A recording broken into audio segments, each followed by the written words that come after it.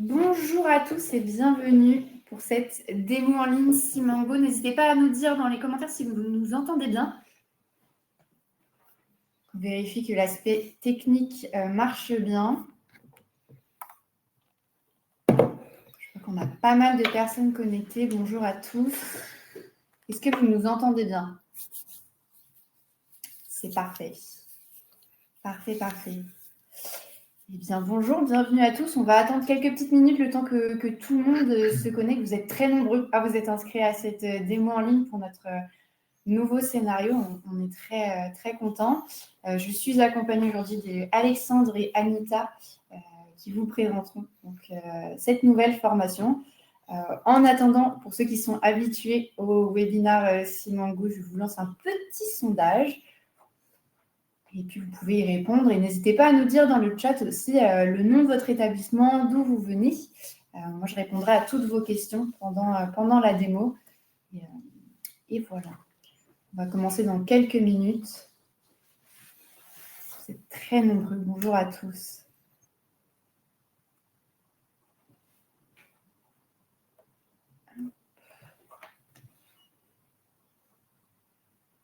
Je vois vos réponses apparaître petit à petit dans le sondage. N'hésitez pas donc à me dire si vous utilisez déjà Simango dans votre établissement ou peut-être pas encore.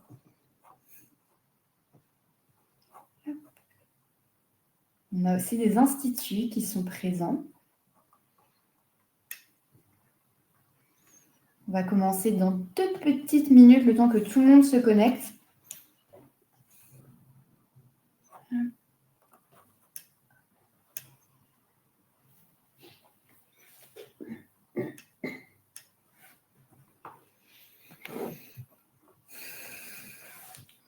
On a l'IFAS de Châtillon-sur-Seine, on a le CH de Autun. Je pense qu'on dit Autun. Bonjour à tous. N'hésitez pas à répondre au petit sondage en attendant.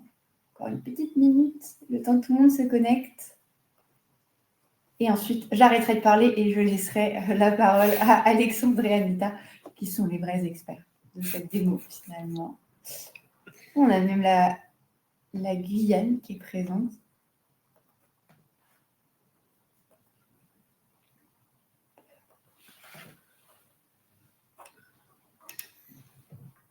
Bienvenue. On va commencer dans quelques petites secondes. Alors moi, je serai cachée dans le chat pour répondre à toutes vos questions et transmettre vos questions à Alexandre et Anita. Donc, n'hésitez pas à les poser au fur et à mesure de la démo. Et puis, je les afficherai à l'écran pour qu'ils puissent y répondre. Et là, je vais laisser la parole à Alexandre qui reprendra la main et qui va vous présenter un petit peu l'ordre du jour. Je vous souhaite à tous une très bonne démo et je vous dis à tout à l'heure. Parfait, merci Maëlys. Merci de me céder le bâton de la parole. Bonjour à tous et bienvenue pour cette présentation de la nouvelle formation autour des BMR. Je me présente, je suis Alexandre, je suis chargé de suivi établissement pour Simango. Mon rôle, en fait, est d'accompagner les établissements et les instituts de formation qui utilisent nos outils de formation pour qu'ils connaissent beaucoup de succès dans les usages autour de nos outils de formation. Et comme le disait Maëlys, je suis accompagné aujourd'hui d'Anita, que je laisse se présenter. Bonjour à tous, Anita, je suis donc l'ingénieure pédagogique chez Simango. Moi, mon rôle, c'est finalement de scénariser, de réfléchir aux formations et la meilleure façon d'amener les apprenants à monter en compétences. Merci Anita. Du coup, ce que je vous propose pour commencer, c'est de faire une rapide présentation de Simango pour ceux qui ne nous connaîtraient pas encore totalement. Nous sommes un organisme de formation certifié, créé en 2018 par un médecin et un expert dans le domaine de la formation. Nous avons une trentaine de formations au catalogue que nous concevons, que nous développons autour des thématiques de la qualité et de la gestion des risques. Notre objectif est de contribuer vraiment à améliorer la qualité et la prévention des risques au sein des établissements de santé. Nous sommes une équipe d'une trentaine de personnes basée à Rennes. Et nous collaborons, nous travaillons avec près de 400 établissements à ce jour, répartis sur l'ensemble du territoire. Et nous pouvons compter à peu près 150 000 professionnels qui se sont formés via nos outils de formation. Donc, l'objectif du jour, c'est de pouvoir tout simplement vous présenter cette nouvelle formation autour des BMR. Et je suis impatient moi-même de la découvrir, cette nouvelle formation, Anita. Du coup, pourquoi une refonte de cette nouvelle formation autour des BMR? Tu as pu voir, on a quelques autres formations qui sont sorties ces derniers temps.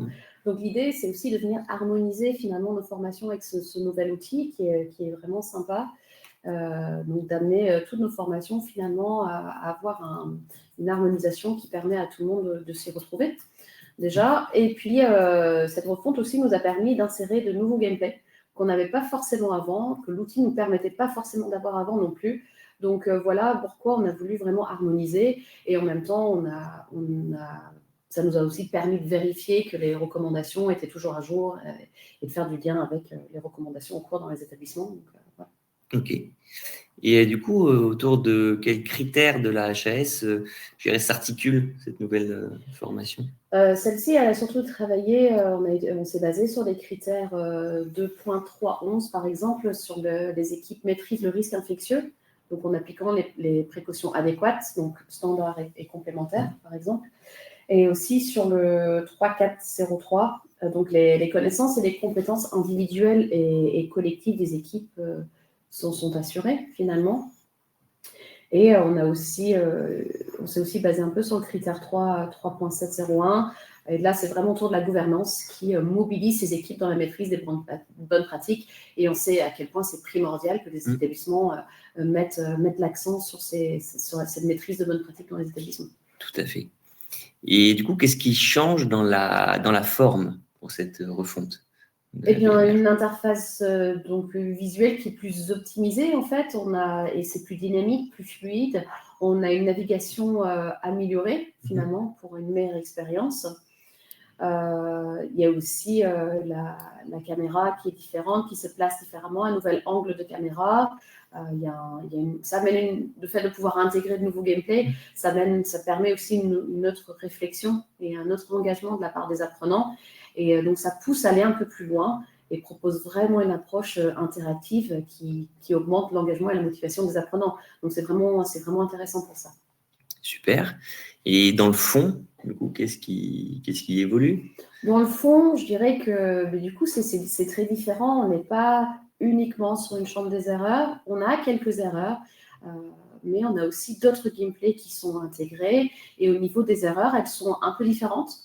On a intégré une difficulté un peu supplémentaire qui est celui de la chambre double. On sait très bien qu'il vaut mieux placer dans des chambres individuelles au jour d'aujourd'hui, mais on sait aussi pertinemment que les établissements n'ont pas forcément toujours cette possibilité et que parfois, il y a des contextes qui font qu'il n'y a plus de chambre simple, on est dans une chambre double, ok, comment travailler autour de ça? Et on a aussi approfondi un petit peu les questions, on a envoyé implémenté des questions un peu plus approfondies, on allait un peu plus loin dans nos façons de poser la question qui amènent la réflexion un peu plus loin. Ok, super. Merci pour toutes ces précisions. Ce que je vous propose, c'est qu'on se lance dans la découverte de cette formation avec toi, à tes côtés, Anita. Donc, l'idée, on ne va pas vous présenter, je dirais, l'entièreté du module de formation. L'idée, c'est de vous donner un avant-goût pour que vous preniez plaisir à la découvrir vous-même. Donc, ce que je vous présente, on arrive sur le dernier gros tiers de ce module de formation qui dure à peu près 45 minutes.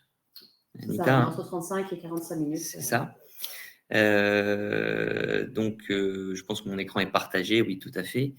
Donc, voici le briefing de la formation. Je vous le lis. Alors, nous sommes le 16 décembre 2024. Il est 8 h du matin. Vous prenez votre poste en service d'urologie. Vous venez d'avoir les transmissions de l'équipe de nuit. Vous prenez en soin M. Irlandin, 59 ans, admis il y a 12 heures pour fièvre à 38,8 depuis plus de 4 jours, brûlure mictionnelle et douleur abdominale. Le patient a été mis sous céfotaxime, 1 gramme tous les 3 jours, par le médecin de garde des urgences. Alors, c'est 1 gramme 3 fois par jour. Pardon. Mais t'inquiète pas, c'est juste une petite subtilité qu'on n'a pas forcément. Parfait. Monsieur Erlandin a été hospitalisé 4 mois auparavant pour abcès sacro-coccygien, si je prononce bien, Anita, et pose de sonde à demeure transitoire. Il a eu un traitement d'amoxyline acide clavulanique pendant 6 semaines pour une infection à Escherichia coli post-interventionnelle. Monsieur Erlandin est en chambre double, le service est plein. Donc, ce briefing-là, tu l'as parce que comme tu viens de dire, tu as commencé la formation. Et là, tu as mis pause pour qu'on puisse commencer. Et du coup, ce briefing-là, on le retrouve à chaque fois qu'on met pause. Si jamais les apprenants, du coup, ont un peu oublié le contexte dans lequel ils sont, ça permet aussi de se rappeler dans quel contexte ils sont, ce qu'ils font. Parce qu'on sait très bien que la formation peut être faite pendant un temps donné, mais on sait très bien aussi que la formation peut être faite dans un service où ça bouge, où on peut être interrompu. Donc, ça permet de se remettre dans le bain et de se dire dans quel contexte j'étais, quelle heure il est déjà, où j'en suis, et de vous reposer les choses. Tout à fait. Hop. Clique donc sur reprendre. Voilà. Donc, nous voici plongés ici dans le poste de soins. Ce que je vais faire, c'est que je vais me balader un petit peu dans le module de formation, dans ce poste de soins virtuel. On voit qu'on peut inspecter les différents éléments, les faire tourner un petit peu. Ici, le verre d'eau. Très gros travail technique pour représenter ce verre d'eau. Hop. On voit qu'on peut ouvrir le dossier patient et observer ses résultats d'analyse. Hop. Du coup, on va se balader un petit peu dans l'hôpital. Donc là, j'ouvre la porte avec le bouton d'interaction dédié.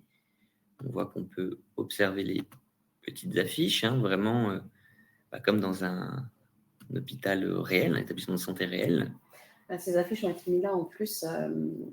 On peut aller les voir, les observer, mais ça permet aussi d'avoir des informations complémentaires ou des informations qui vont même aider à répondre à certaines questions dans la formation. Et ça vient imprégner un petit peu la mémoire des apprenants et leur donner des petites informations comme ça. Ce n'est pas des codes triches, mais presque. Ok. Je vais ouvrir la deuxième, je suis curieux. Ah oui, effectivement, on nous définit bien ce que c'est une BMR. Et comment sait-on si on est porteur d'une BMR ou non? Ok. Sans plus attendre, je vais me rendre dans la chambre. Alors, ce que tu aurais pu faire juste avant, tu n'es pas soignant, donc tu ne peux pas le savoir, mais là, tu viens de sortir du poste de soins. Oui. Et donc, normalement, on fait une friction hydroalcoolique. Et là, on a mis cette possibilité d'aller utiliser aussi la friction. Effectivement. On voit le petit gel ici.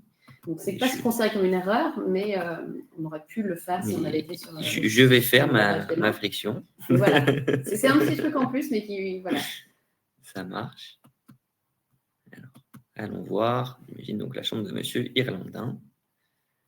Donc, effectivement, on est arrivé en cours de formation, du module de formation. Monsieur Erlandin est victime de sa petite BMR de contact. Donc, on pose la pancarte dédiée sur la porte.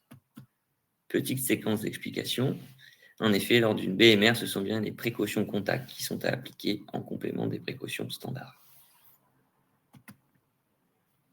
Et on frappe à la porte et on arrive dans la chambre double, en l'occurrence, où se trouve Monsieur Erlandin. Bonjour, comment vous sentez-vous, Monsieur Erlandin? Je viens de prendre votre température. C'est une nouveauté qu'on n'avait pas avant aussi. On a intégré aussi des dialogues dans cette formation-là.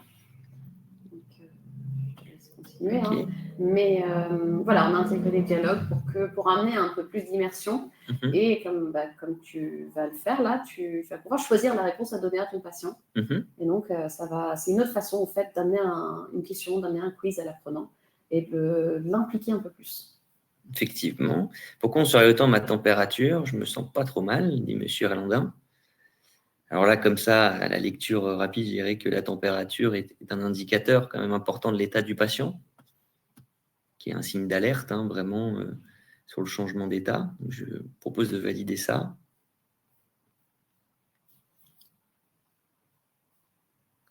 Ah d'accord, je pourrais avoir une bactérie sans m'en rendre compte. Je veux dire sans signe. Alors, deux propositions, à un moment où vous vous en rendrez forcément compte, vous aurez forcément des signes. ou alors, tout à fait, vous pouvez être porteur d'une bactérie multirésistante sans même vous en rendre compte. Je pense que c'est la seconde proposition. Tout à fait. D'accord, mais s'il n'est pas de fièvre, ça veut dire que la bactérie est partie. Non, pas forcément. La fièvre est un signe d'infection, mais d'autres facteurs peuvent aussi indiquer une infection. Alors, petite nouveauté, hein, je t'interromps, je suis désolée. Ouais, Petite nouveauté vas-y. qu'on a intégrée aussi dans ce dialogue. Si l'apprenant ne se rappelle pas où il en est dans son dialogue ou ce qu'il a vu, est-ce que tu vois sur la gauche, il y a une petite bulle?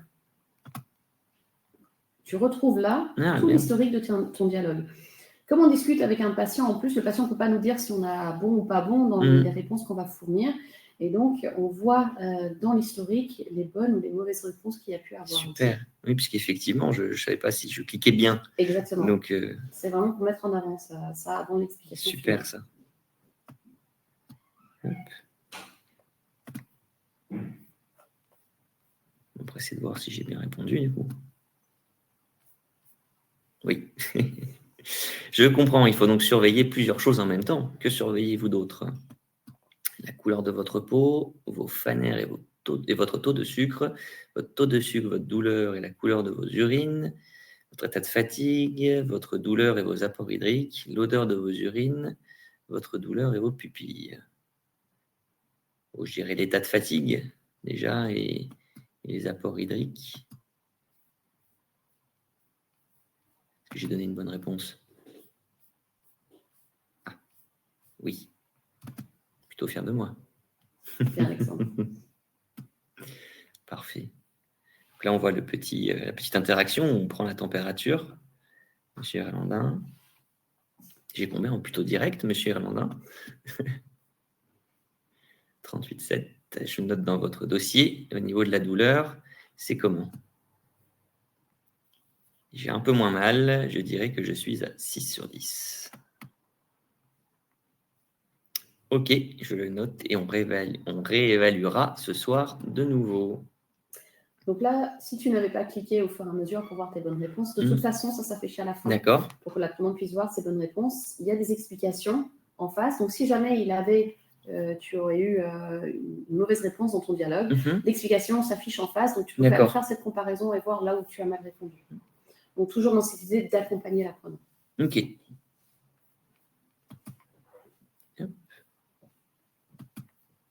On voit ici, effectivement, j'ai cliqué sur le dossier patient de monsieur Irlandin. Et là, ce qui est intéressant, c'est que tu vas voir dans le plan de soins. Donc, il a dit tout à l'heure qu'il allait mettre noter la température. Voilà. On voit qu'il a noté au fur et à mesure, ça a été noté. Effectivement. On voit l'évolution. Super. Hop. Alors, on va avancer un petit peu dans ce module. Dans l'exercice suivant, pour chaque situation proposée, indiquez s'il s'agit d'une infection ou d'une colonisation. Alors, je vois qu'on nous ouvre un petit jeu de cartes qui est une nouveauté. Anita? C'est quelque chose d'assez récent qu'on a intégré à la dernière formation, qu'on a repris ici. C'est quelque chose qui est intéressant, qui est assez interactif. Donc, c'est intéressant pour les apprenants. Plus ludique. Présence de bactéries sur un prélèvement cutané sans rougeur ni douleur observée. Hop, j'ai mal répondu. C'est une colonisation. Présence de bactéries sans signe clinique associé. Patient fébrile, 38,5, douleur abdominale, leucocyte élevé dans les urines. Colonisation, décidément. La fièvre et les douleurs abdominales sont des signes cliniques. La présence de microbes est un signe biologique. Donc ça, l'idée à chaque fois, c'est voilà, qu'est-ce qu'une colonisation, qu'est-ce qu'une infection, c'est vraiment aider les apprenants à comprendre la différence. Et à chaque fois, comme à chaque fois, il y a une explication, un feedback immédiat, la couleur et du son qui vient accompagner la bonne ou la mauvaise réponse de l'apprenant. Pardon. Décidément, j'enchaîne les mauvaises réponses. Bon, on t'en voudra pas, mais on t'en verra pas non plus dans les services tout de suite. Non, mais heureusement, j'ai envie de dire. Hop là. Super. Alors, la colonisation, effectivement, on a toujours un petit rappel quand même d'explication sur les grandes définitions sur ce qu'est la colonisation ou l'infection, ici à l'issue du petit jeu, du mini-jeu de cartes, on va dire. Ah, là, je vois, je reconnais, là, Voilà, je vois on revient erreur. dans la chambre des On revient erreurs sur, que beaucoup connaissent maintenant. On voit que 4 erreurs se sont glissées dans la chambre de M. Erlandin. Saurez-vous les trouver en moins de 2 minutes? C'est court, dis donc. C'est court, mais il y a peu d'erreurs. Oui, Et effectivement, puis- 4 erreurs. Oui. Et puis, à chaque fois qu'on a une question ou à chaque fois qu'on ouvre le dossier pour vérifier des éléments, le chrono s'arrête. Donc, D'accord. on n'est pas pressé par le temps. C'est vraiment la pure recherche de l'erreur qui va être comptabilisée. Ok. Et je vois comme pour nos dernières formations, hein, on a une petite perte de temps si on clique un petit peu partout, si on ne structure pas son effort de réflexion. Ça va, on est sur 30 secondes cette fois-ci et pas sur 1 minute, parce qu'avec 2 minutes, ça aurait été peut-être un peu trop du coup. Oui, je pense, oui, en effet. Alors, voyons voir. Je vais cliquer un petit peu. Ah, je vais inspecter ça. Qu'est-ce que c'est? Ah, c'est le bouton pour le patient pour qu'il gère son lit ou appelle des secours en cas de besoin. Bon, ça ne me semble pas être une erreur comme ça. Je vois la petite plante. Je peux toujours la déplacer, l'orienter. Jolie plante. Hop. Qu'est-ce qui se passe? Il signale que c'est une erreur. Ah, propose un choix multiple.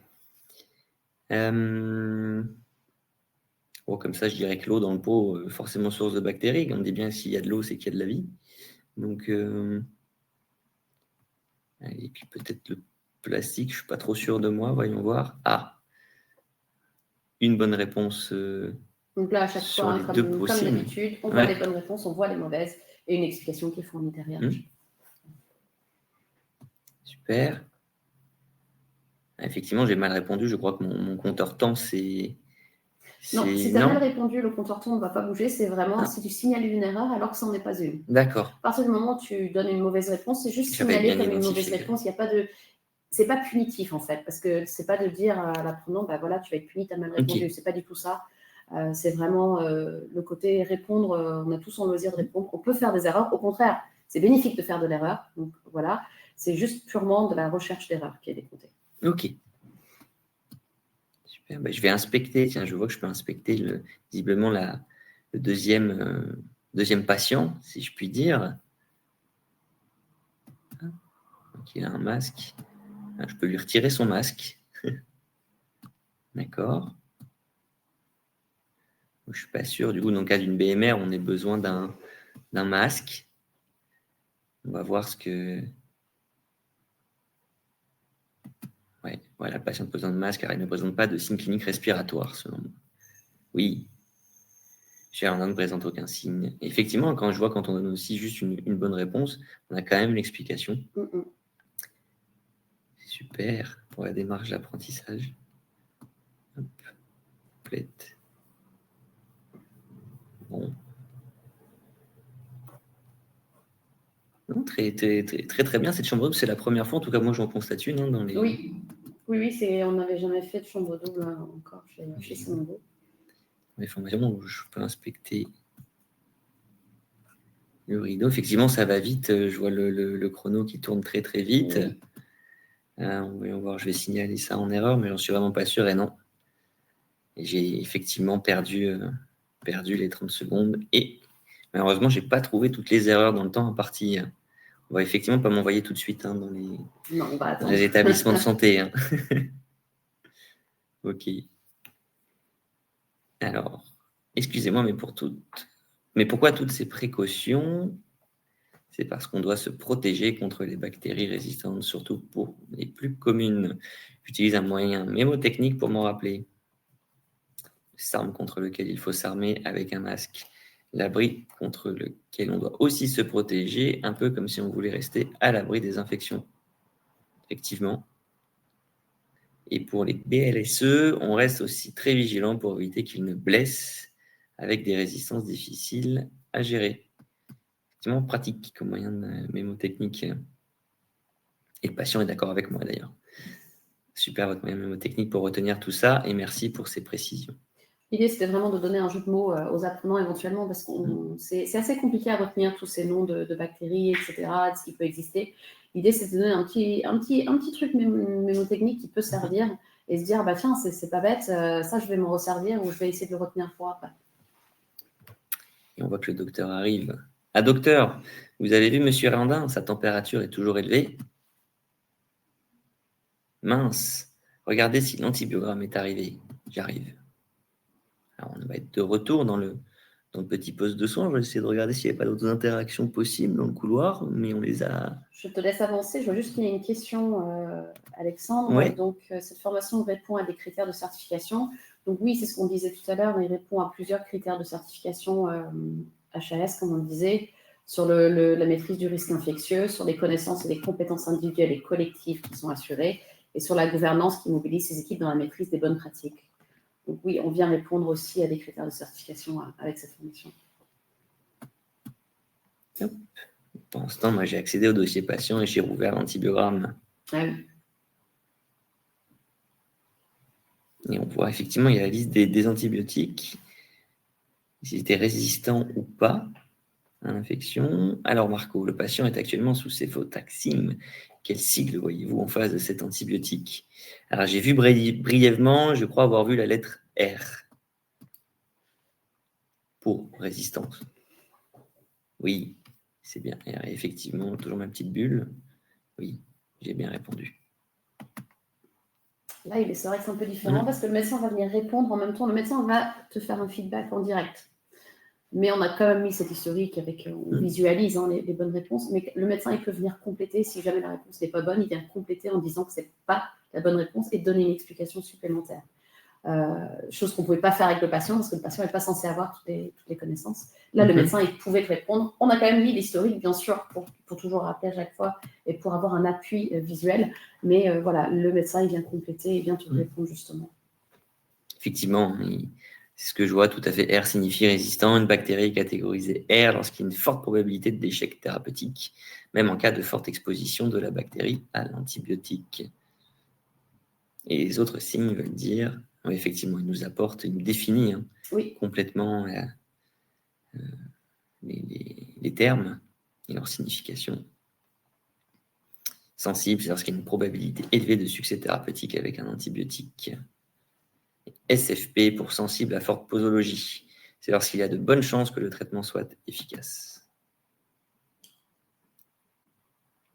Cela se produit parce que l'antibiotique est utilisé à une dose plus élevée ou qu'il atteint une concentration importante au niveau de l'infection, ce qui augmente son effet sur la bactérie. Avant, le terme utilisé était intermédiaire. Donc effectivement, on voit bien l'évolution, on s'adapte dans les modules Tout à fait, oui. aux normes et aux évolutions de bonnes pratiques. Je viens d'arrêter du coup le céfotaxime et d'ajouter une nouvelle prescription de norfloxacine. Et décidément, j'aurais travaillé mon élocution aujourd'hui pendant 14 jours dans le dossier de M. Irlandin. Donnez-lui un premier comprimé dès maintenant. Et pensez à vérifier sa température ce soir pour voir si cela s'améliore. À plus tard. Et effectivement, on a toujours ce rappel. Voilà, et on remet les explications qui ont été données par le médecin, mais on remet quand même au cas où pour mémoire. Super. Alors, il me semble qu'on a une petite avance dans le temps. Effectivement, il est 20h. Vous passez prendre la température de M. Irlandin avant de partir. Je ressors de ce petit poste de soins, notre hôpital numérique. Je vais faire ma petite friction. Sinon, Anita va me rabattre les oreilles. Et je me dirige dans la chambre.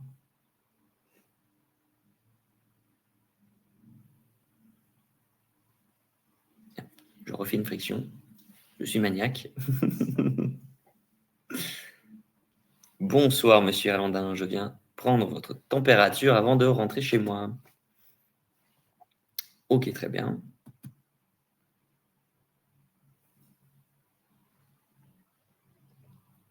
Petite animation, toujours. Super, monsieur Irlandin, ça descend. Vous êtes à 37,7. Bonne nuit. À demain. Et effectivement, le nouvel antibiotique. On voit ses effets. À demain, merci. Voilà, on a terminé le scénario. Du coup, on va toujours avoir, j'imagine, des petits rappels. Non, un petit débriefing, petit quiz de débriefing. Un petit quiz, l'évaluation finale pour vraiment voir les compétences et de refaire vraiment un point à un moment donné, voilà, tout ce qui était vu pendant la formation. sont les précautions complémentaires mises en place pour toujours limiter pareil, les une BMR. explication derrière, sinon, voilà la réponse qui a été mise.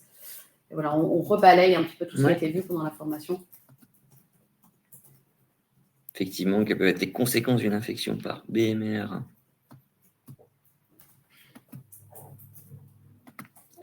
L'idée, c'est de vraiment venir rappeler les bonnes pratiques, de rappeler la sensibilisation à certaines choses, etc. Et de faire vraiment des rappels finalement sur ce qu'il est important de respecter pour éviter les infections associées aux soins, surtout dans le cadre d'une BMR. Super.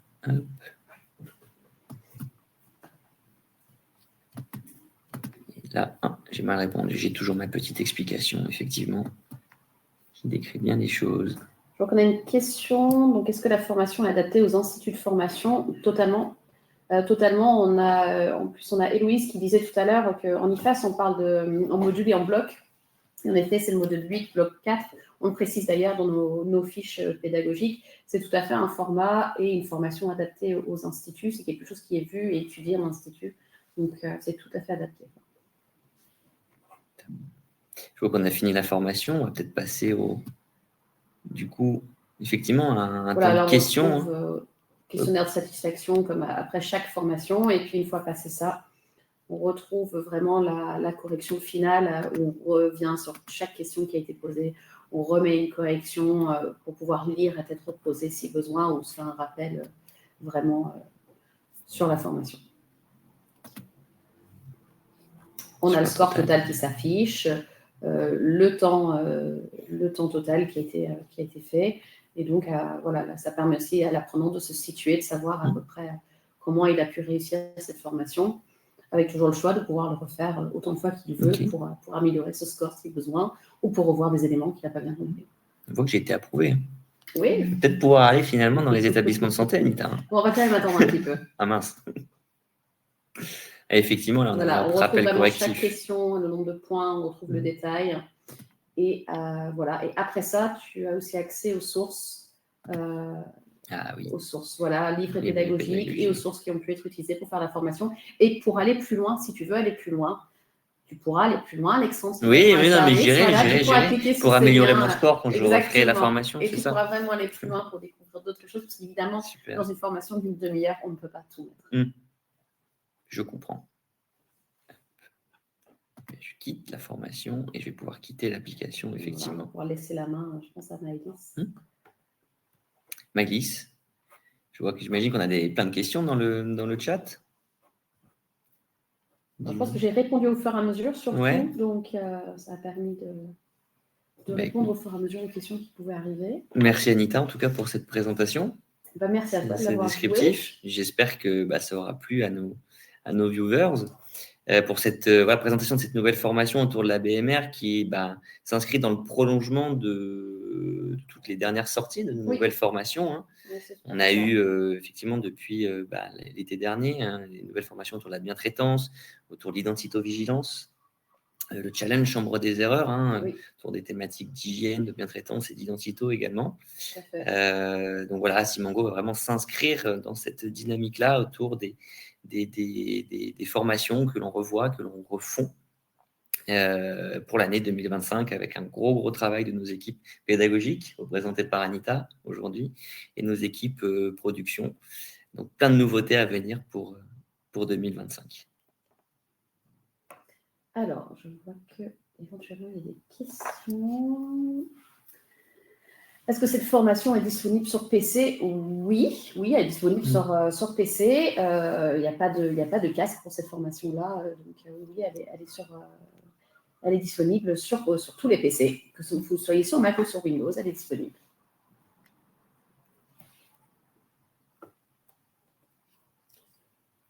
Est-ce qu'il y aurait d'autres questions?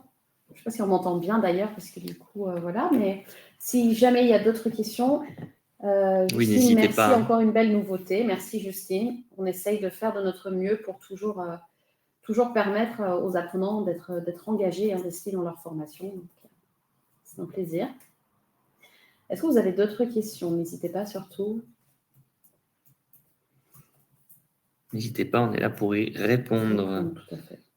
Après, si jamais vous avez des questions qui ne viennent pas forcément tout de suite, hein, bien sûr, l'équipe marketing communication se tient à disposition, hein, toujours pareil, par mail, se tient à votre disposition. Le mail, je crois que c'est contact@simongo.fr ou communication@simongo.fr. N'hésitez pas si vous avez des questions par la suite, ou même si vous voulez tester, si vous hésitez à l'implémenter chez vous, n'hésitez pas. Voilà, merci Maëlys. Je n'ai pas toujours les bons en tête. Alors, au niveau des coûts, ça va dépendre. Alors, moi, je ne suis pas une pro des coûts des formations. Ça va dépendre de l'établissement, de taille des établissements, du nombre d'apprenants aussi, de mémoire. Alors, je ne veux pas dire de bêtises, donc le mieux, ce sera d'envoyer éventuellement un mail. Et mes collègues, que ce soit du côté d'Alexandre ou des business développeurs, pourront vous répondre et vous faire un devis en bonne et due forme. Et puis, ça m'évitera de dire des bêtises. Mais voilà, n'hésitez pas à les contacter à ce moment-là. Tout à fait.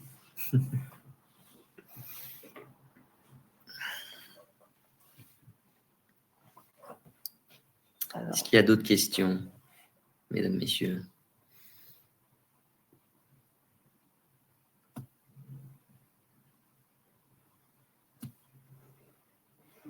N'hésitez pas, hein, on reste encore un petit peu en ligne.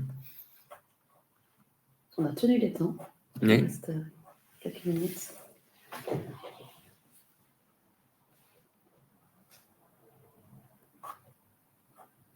J'en profite, je réapparais sur l'écran pour vous remercier déjà tous les deux pour cette présentation, pour remercier toutes les personnes qui étaient présentes à cette démo. Je vous ai mis l'email, hein, si vous avez des questions, n'hésitez pas aussi à revenir vers nous par email.